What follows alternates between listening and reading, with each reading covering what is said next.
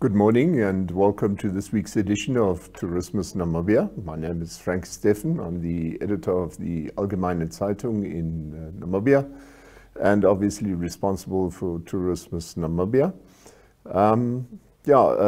Good news, bad news. I wouldn't really know how what to call it. NMH, Namibia Media Holdings, is busy compiling a proper channel with 1up2. Many of you might have seen it already. It's in our papers continuously. If I say our papers, I'm talking of Allgemeine Zeitung, then obviously Republikein and also the Namibian Sun. And so what we've done for a while now, we've established a internet site which basically functions like a TV channel on which you can see all our shows. Now, clearly, the Tourismus Namibia show is just one of many shows that we offer. We've got Africa Good Morning, we've got Evening Review, we've got Klets Kompass, which is in Afrikaans. So NMH at 1 is a typical show that many view. So there are quite a number of shows. And if you click on or search for 1up2, Namibia Media Holdings, you will be able to access our channel and see all these shows inclusive of Tourismus Namibia. And Tourismus Namibia being a weekly show, whereas many of the other things are daily shows, and with us also concentrating more and more on sports activities on weekends, we've decided to make sure that we've got our fixed slot still for Tourismus Namibia, but unfortunately that will be on a Sunday. Unfortunate or fortunate, depending on how you see it. I think possibly on a Sunday morning, many people have more time to actually watch this show. So I don't really mind, and I hope you don't either. So that's the first part. Then before we delve into the show, obviously we've got topics again, and we've got destinations and to the point. So before going there, just quickly on this photo, which you see here in the background, it's a photo of the National Geographic's magazine, and the photographer is Corey Richards. And this was published on an internet site called Rewild. I will be asking them shortly. They've got a number of videos on there as well. And the reason why I've decided to bring this photo is because they concentrate on the Kavango quite a lot. So in the past week, we had a hearing held by the Permanent Parliamentary Committee or Standing Parliamentary Committee for Natural Resources. And I must admit that I was disappointed to a large extent, because what struck me this week was that how many of the members of that committee see it as their duty how to change natural resources into cash as fast as possible to the benefit of the people and or the powers that be. Not once was the question raised, what about tourism? What about the impact of oil exploration in Namibia as a whole on our wildlife, on our environment, on the biodiversity specific to Kavango regions? So it was sad to see the whole questioning part centered around why don't our people on local level benefit more. So this was not really a concern about environment. It was how natural resources can be used as fast as possible. And it seemed to me as though environment sort of took backstage. But anyway, so next week we'll be returning back to that one. Up next, we've got other topics, and like I said, we've got destinations and to the point, but we start obviously with topics.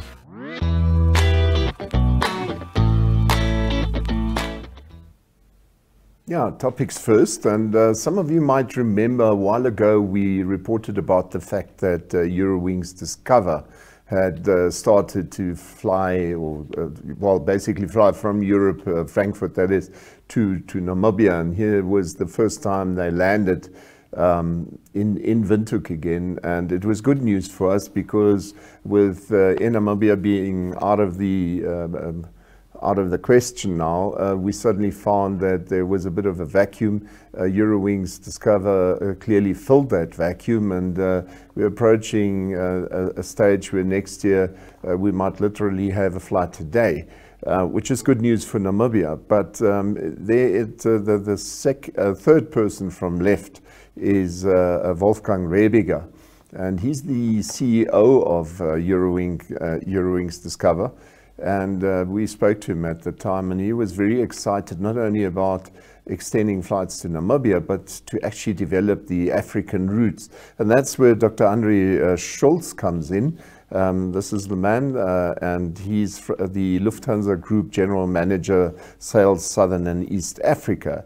And so he said it at the time, and he just said so again on another occasion this week, where he says there's a focus on to grow the market, and the group was committed to increasing its footprint in the region while also being optimistic for the future.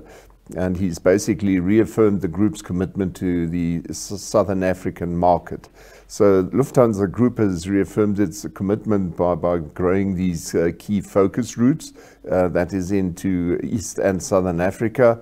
And so these regions they see as a key source market, and they're actually quite satisfied with the COVID-19 safety standards so far. Clearly they are sticking to it.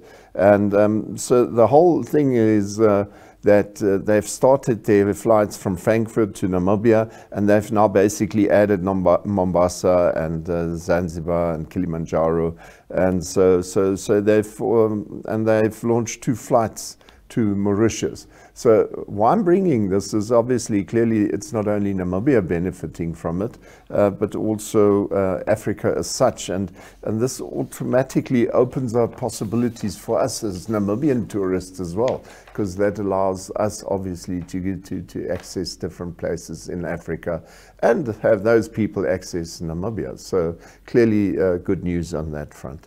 So this was not an advertising talk, it was merely the fact that this is really coming our way, and it's good news as far as I'm concerned. Also good news, and I think these little snippets are important, is Zambezi car rental.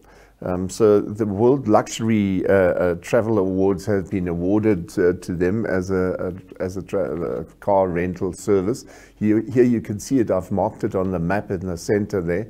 So as you go from Windhoek over to the airport, so that blue marker obviously is the Hosea Kutako International Airport. So it's basically halfway from town to the airport, or way back, it depends on how you see it. And this is not one of the most well-known Zambezi car rentals here in Namibia, but they have been busy, and they've been busy for many years now.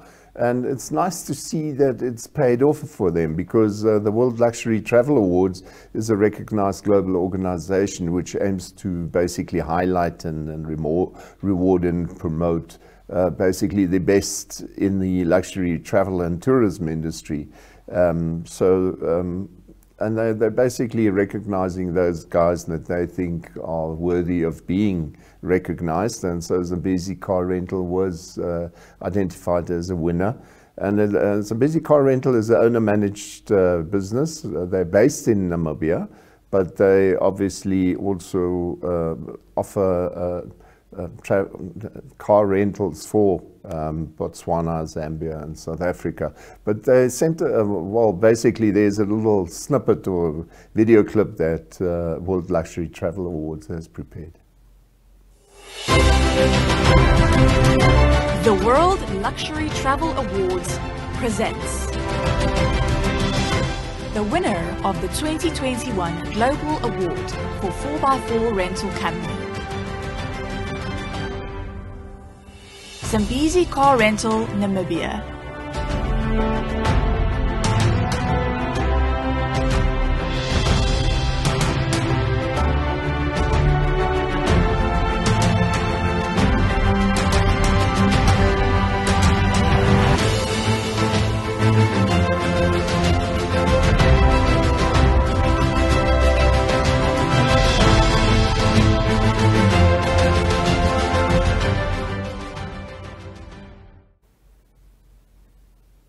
Yeah, I think this is important news because Namibia has gone through a very hard phase now with COVID-19, and bit by bit we're picking up on tourism again. And so to me it's good news to see that there are really tourism-related businesses here in Namibia who are picking up some recognition and prizes, because let's face it, before COVID came in, Namibia started to really make inroads into the American market, into the English market. Traditionally, we are a very much German-focused market, but it's good to see that others have come in as well, and hopefully will come in more again, because I know that during COVID-19, you heard quite often that especially the Swiss are coming to Namibia often, and also the Italian visitors. So nice to see that it's picking up and it's not only a German-centered situation. Then up next, I find this is possibly overdone a bit, but I found it a very strong statement when this week wildlife poisoning was basically put on the same level with genocide. Because let's face it, whether we like it or not, if we don't look after our animals, it's a question of time and they'll be gone. And then really we need to ask ourselves, wasn't it a sort of genocide after all? So, deliberate poisoning of wild animals is viewed as the method of choice by farmers who see the animals as a threat to their livestock, and this amounts to genocide of wild animals. That is at least what John Kasona, Director of the Integrated Rural Development and Nature Conservation, said. So he was responding to recent incidents in which 2 farmers were arrested for allegedly poisoning and killing 4 lions and 2 hyenas. And I would say I'm obviously disgusted because of the lions, simply because we don't have that many left. And on the other hand, make no mistake, even the hyenas have got a right to live. And we saw some couple of very disturbing videos in that regard where they killed the hyenas. And then the Environment Ministry spokesman Romeo Muyunda said the law on wildlife poisoning is clear and could in fact result in jail time. So I hope we for once have decided to actually follow up on these laws and not only talk about them. So those were my 3 topics for the week that I found very interesting. Obviously the hearing of the Parliament was interesting too, but I suppose most of you would have been able to follow the articles, which we did not only post on the internet pages of Allgemeine Zeitung or Republikein or wherever, Namibian Sun, but we actually posted them on the Tourismus Namibia site as well. So go to our Facebook site, go to our normal internet page, and you will see that we basically bring posts on a daily basis now. We provide lots of information on that page, by the way, because it's not only our articles that we post there, we post information such as embassy contacts, vehicle hiring, accommodation, and so that page is picking up with a lot of speed now. So I hope you will visit it and have a look, because there was, for example, a very interesting article about the 4x4 hire trips that we recently spoke about here as well. And Erwin Leuschner, who actually took part in those trips, had quite a long article and lots of photos for you to have a look at. So please go to our internet page, Tourismus Namibia, and you will be pleasantly surprised, I think. Anyway, up next we've got destinations.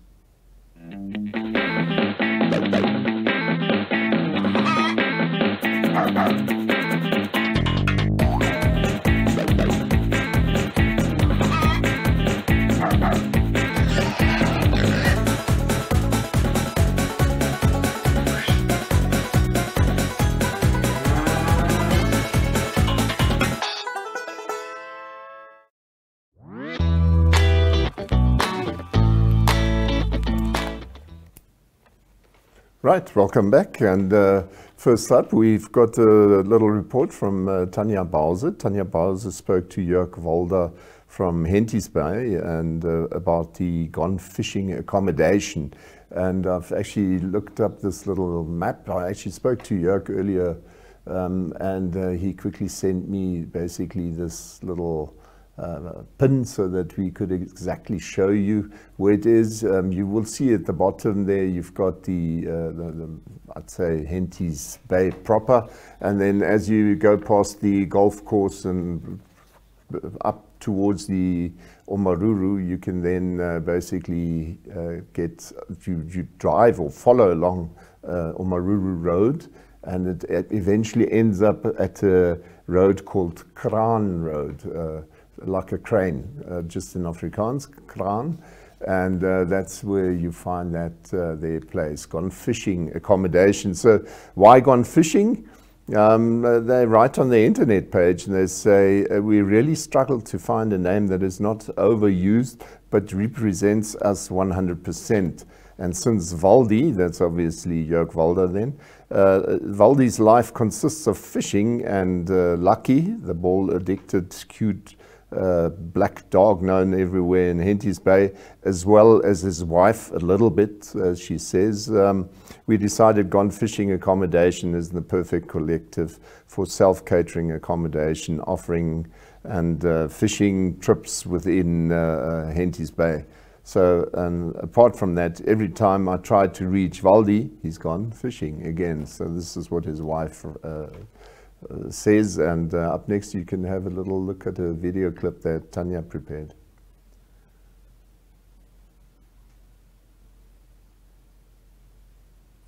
Henties Bay.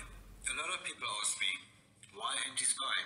Well, the most amazing and beautiful place on the west coast of Namibia. A small town with a big problem, a fishing problem. My name is Jörg Walder, and we've got everything your heart desires. I'm the owner of Gone Fishing Accommodation. We've got a unit that sleeps 4, even 5. Everything is included: bedding, pots and pans, cups and saucers. The only thing you need to bring is your clothes and a towel. We've got the outside braai where you can enjoy a sundowner on a piece of grass, which is obviously the best way to end your day. Gone Fishing Accommodation is also pet friendly, so your pets are welcome to come and have fun in the sun. Gone Fishing even got their own mascot. His name is Lucky, and would love to have some friends. And under roof parking is also available. Gone Fishing is also doing day trips for fishing people, for people who want to have the fun of fishing. All you need there as well is just your hat and some sunscreen. For a fee, we will take you out from 8 o'clock in the morning to around about 5 o'clock in the afternoon. All cool drinks and beverages are supplied, and we'll even have a braai on the beach for lunch. If you haven't got any fishing rods or tackle, not to worry. Gone Fishing Accommodation with everything will supply for you. And if you don't know how to fish, that's also not a problem. We can teach you. We'll cast in for you, we put the bait on for you, and you can pull out the fish. On the way back, we're going to stop at our favorite spot called the Skibber Bar, where we're going to clean the fish and have a couple of drinks. So, spoil you a little bit. Enjoy the day with us on the beach. You will not regret it. We also do packages for people who stay at Gone Fishing Accommodation. If you're a person who wants to spoil yourself a bit by doing nothing, we'll do everything for you.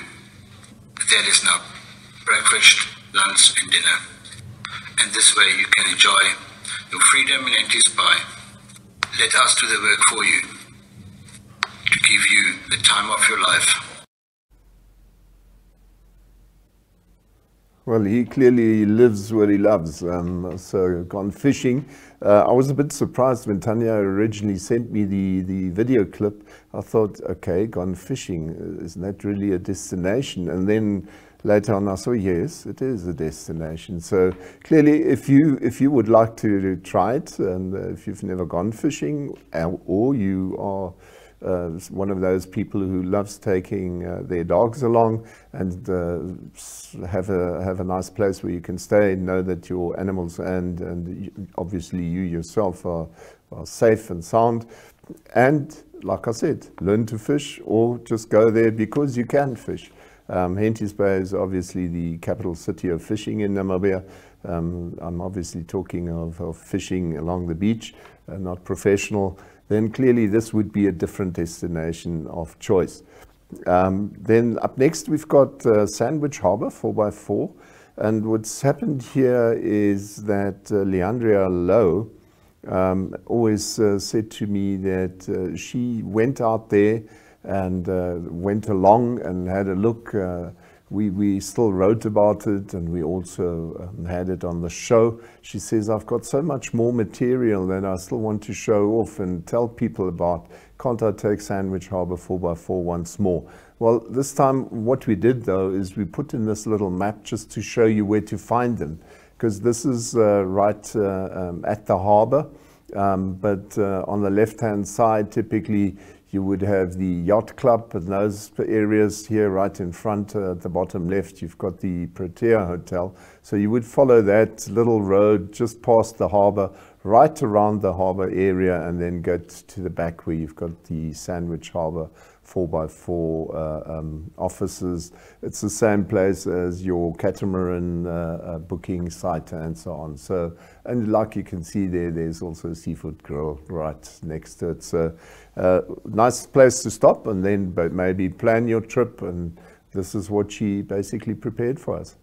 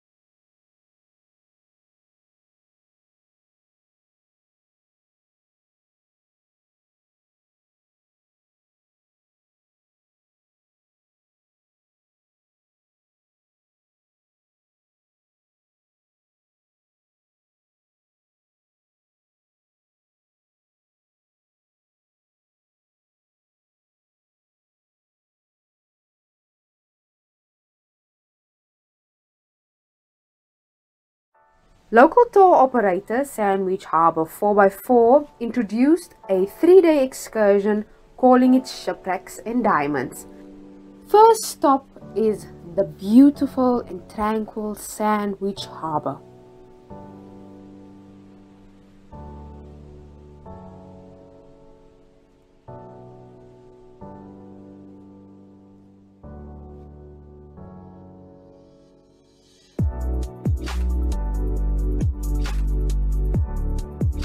Now, traveling all along the coastline, the first shipwreck to be seen is the Shawnee Shipwreck. The Shawnee was a transport tug that ran aground on 6 February 1976. She was on her way to assist Polaris 1, which was wrecked in heavy weather after breaking her moorings north of Conception Bay. Shawnee tried to assist but suffered an engine failure and running aground at a current location which is about 12 miles north of Conception Bay.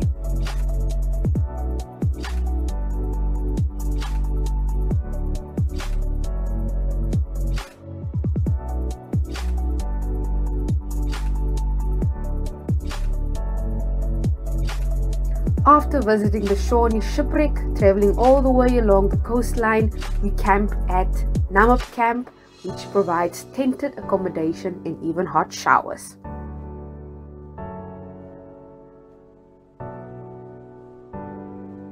Next on the itinerary was Muir Bay, which was used as a harbour to offload mining equipment and personnel during the diamond rush from 1908 to 1914. Located on the beach is a wooden prefabricated hut which has been renovated by the Windhoek Underwater Club in collaboration with the Namibia Heritage Council. This served as an office and accommodation to the then transport manager of the Namakwa Diamond Company.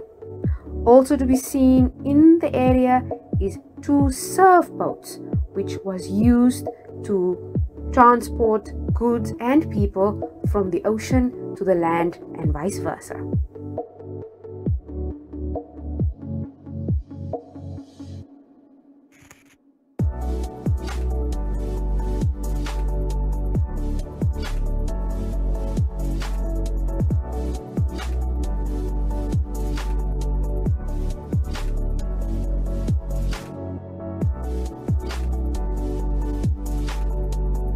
Also a very interesting phenomenon on Mio Bay is that it is littered with whale bones.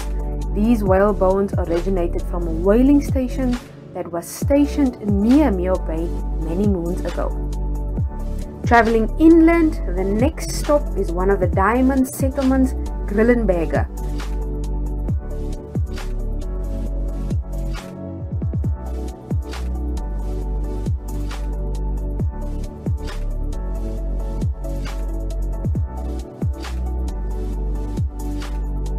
The settlement was home to a large machine workshop, store, a small field hospital with 20 beds, a slaughterhouse, police office and post office with a switchboard for local telephone communication.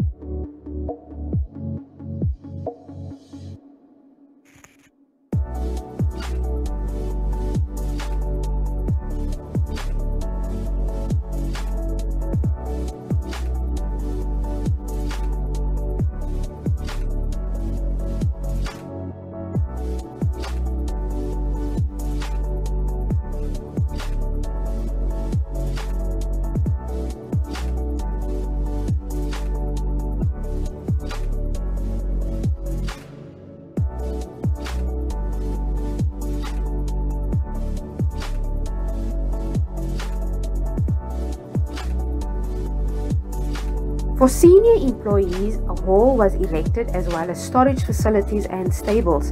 For the contract labourers, A-frame huts were erected, which can still be seen.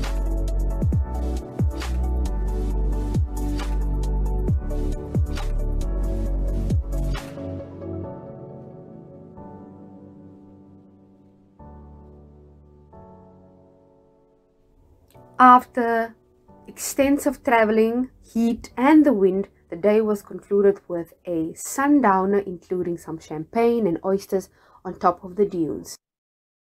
On an extra day added to the excursion, the team travelled to Afklim Bay, which is the perfect scenic spot overlooking the dunes as well as the ocean.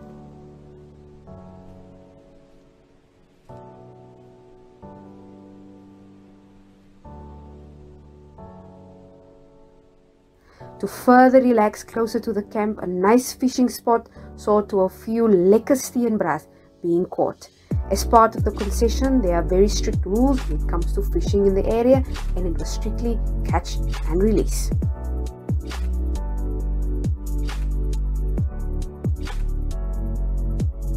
On the final day, it was started bright and early, and on our way back home, we visited the Edward Boland shipwreck, which stranded in 1909. Today, she lies 600 meters inland, away from the ocean due to desert encroachment.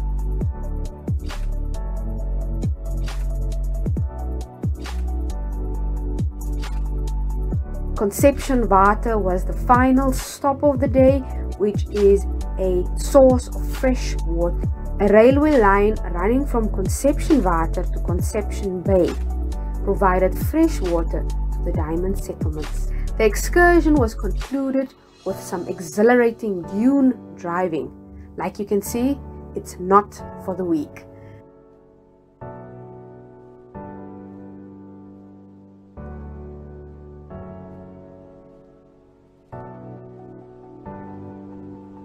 Finally, just a quick stop to Sandwich Harbour, and the shipwrecks and diamonds excursion came to an end.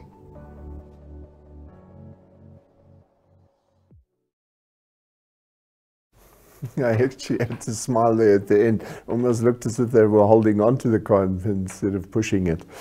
Yeah, I've just been up to the Kavango, as some of you might remember from the previous shows, and we did a lot of pushing there because that sand is something for another day. I think we must clearly still do a trip to Cardam National Park just as a single item, and also tell you a bit more about that, because we basically ended up something like 10 kilometers north of Cardam entrance. So yeah, anyway, this is now Sandwich Harbour, and Tiens Kilder actually told me, he's the owner of Sandwich Harbour 4x4, and he's already given us a heads up. He's going to extend that offer down towards Lüderitz and those areas. So if you're not a 4x4 driver yourself, but you would still like to enjoy such an experience of going up the Namibian coast, which is really a unique experience. I did it twice in my life, and I cannot stop speaking of it once I start. Go for it. This is your ideal solution. If you don't have a 4x4 and or you don't want to drive in that area, then these people are the right people to approach. So those are our destinations for this week. Up next, we've got To The Point.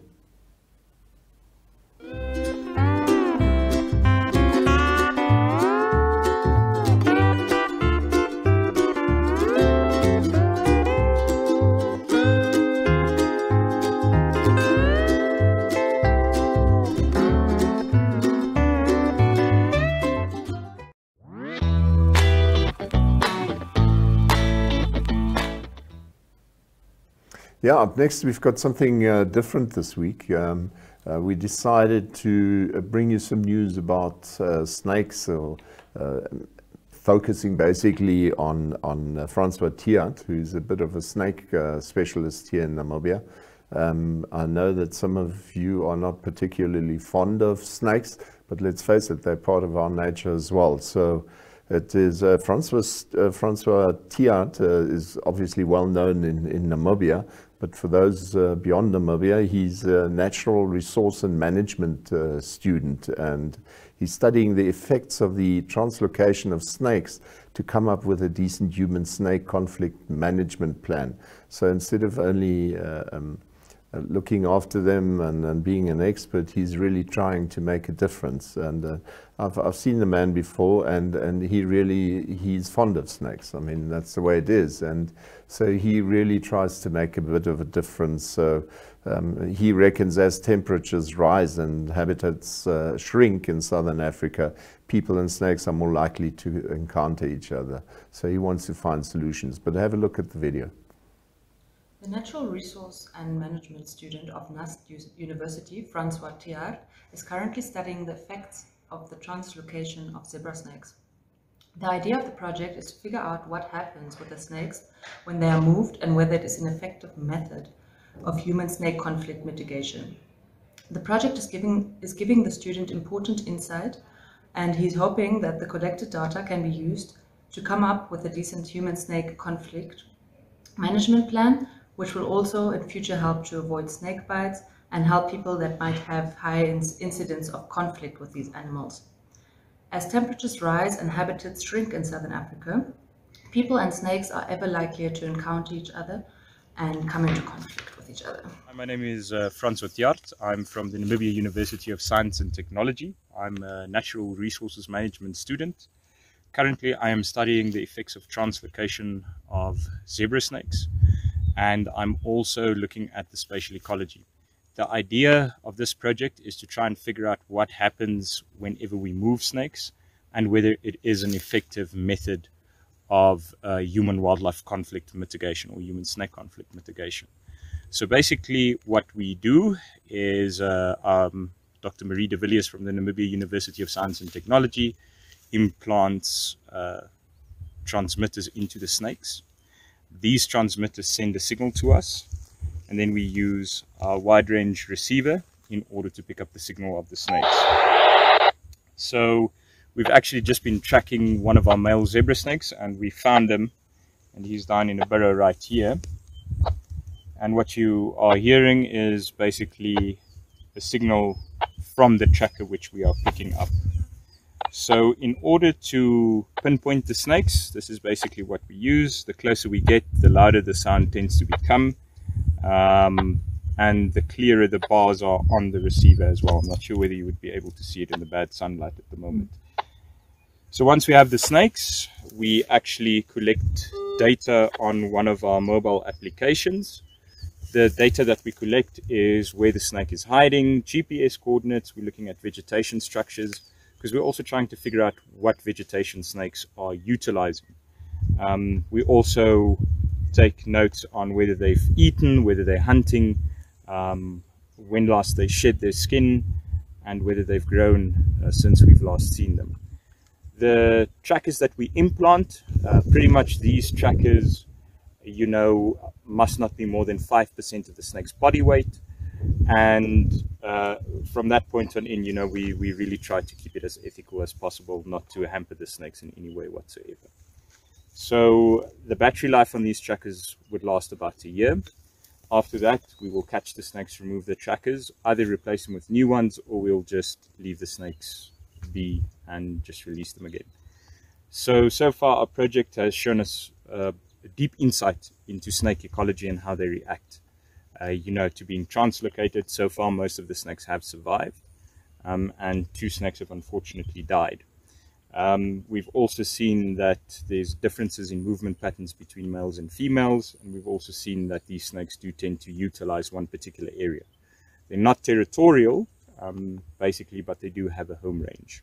So far, this project is giving us really important insight, and we hope that the data that we collect from this can be used to come up with a decent human-snake conflict management plan, and will also help us in future to basically avoid snake bites. So it's very important so that we understand snake ecology in that sense, not just for conservation purposes, but also to help people, you know, that might have a high incidences of conflict with these animals.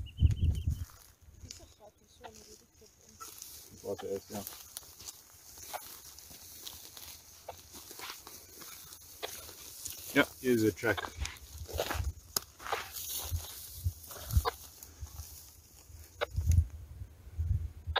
Ta-da, we found it. Very interesting, and what a different approach for a change. Instead of just waiting for things to happen, rather finding out what we can do better in order to accommodate snakes. I must be honest, I personally am not particularly fond of them, but then on the other hand, I don't mind them. I feel they have their place in nature, and I obviously have mine. So where I can, I try and avoid them, and following that sort of strategy here in Namibia, I have hardly ever encountered snakes. Probably they encountered me and I didn't know about it, but generally people are always worried, but if I go out and camp, what will happen? Are there snakes? Neither snakes nor scorpions nor any of these sort of beings particularly try and find you.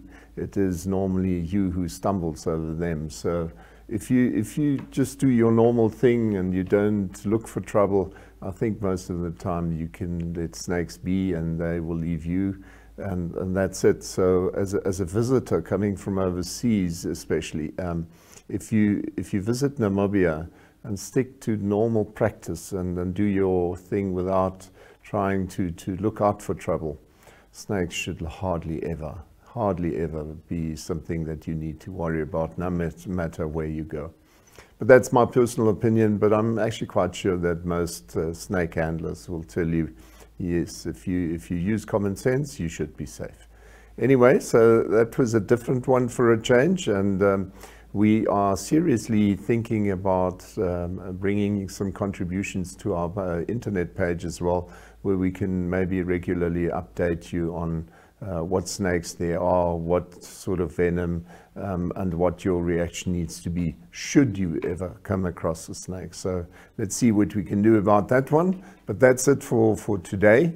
In fact, this is it for all Saturdays. Like I said earlier, our next show will not be on the coming Saturday, it will be on the coming Sunday. Until then, remain safe and healthy, get vaccinated. It's the answer to our problem, like it or not. And like I said, enjoy your weekend and hope to see you in another, not 7, but 8 days' time. If you're feeling, I'm feeling, and you know I won't stop. All we gotta do is take our love to the top. If I got it and you want it and you'll never let it drop. All we gotta do is take our love to the top. I will ride for you, baby, even die for you. When I'm loving you, but my heart don't stop.